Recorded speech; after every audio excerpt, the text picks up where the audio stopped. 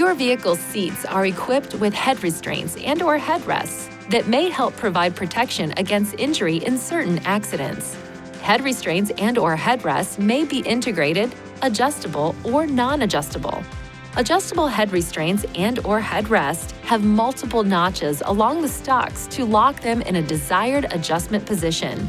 Non-adjustable head restraints and/or headrests have a single locking notch to secure them to the seat frame. To properly align adjustable head restraints and/or headrests, place the head restraint and/or headrest so its center is in line with the center of the ear.